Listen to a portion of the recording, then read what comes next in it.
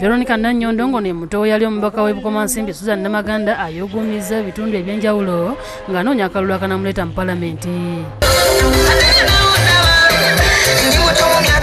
Fredi Mukasambidde nga yali Bwana Maganda azzeemu n'akkaatiza nti ebyakazuulibwa mu kunoonyereza biraga nti mukyala we batamutte era n'ategeeza nga bagenda okukolagana n'abatuuze okulaba nga bakangavvula abatta omuntu oyo.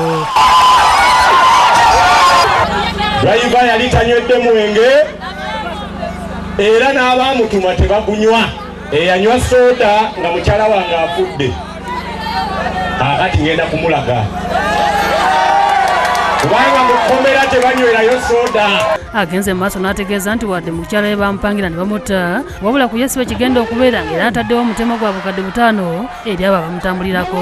Omwami tamanyi nti nange namutegekedde era yabadde atumye abavubuka 8 nti wentandika okwogera baleeta akacyankalano wenjogerera kati buli muvubuka namutaddeko abalala 4 bagenda kumwambusa mu bbanga nga mulaba. Ye Nanyondo mu kwogera ku yeyamye okutandikira ku nnyingo 5 Muganda ezi yaleka ng'asonzeeko lume omuli okutumbula ebbeeyi y'ebirime, ebyobulamu, ebyenjigiriza n'ensonga ssemasonga eza Buganda.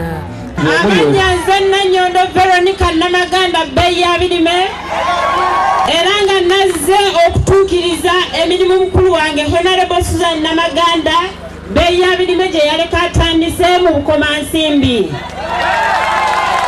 Akulira abakyala ba DP mu Uganda Florence Namayanja asoomozezza abatuuze b'omukitundu kino okulonda abantu nga bano abanywera ku mazima. Njagala nga 18 eggolo ng'eyingidde mu katimba nga Namaganda ali mu palamenti. Ate Basiima Zuula amanyiddwa nga Nakapanka eyeesimbyewo Nakifuma atalaaza eggombolola y'e Nagojje mu byalo ebyenjawulo omuli Wantaayi, Nakawala ssaako n'ebirala ng'anoonya akalulu akanamutola mu palamenti.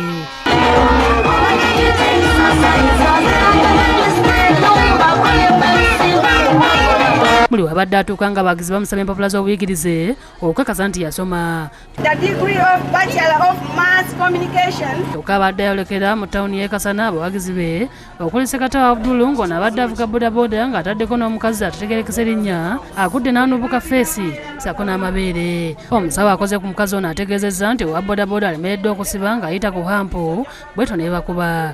Nakapanka asaasidde afunye akabenje ne yeebaza n'omusawo abajjanjabye era oluvannyuma yeeyongedde mu byalo ebyenjawulo era nga bakira buli watuuka afukamira wansi okusaba abawagizi okumulonda ng'olukuŋŋaanya olw'amaanyi olusembi yalukubye ku kyalo Nagojje. Basiima Zulia neesimbyewo ku MP obw'essaza lya Nakifuma nga ndi indipendenti akabonero kange rediyo.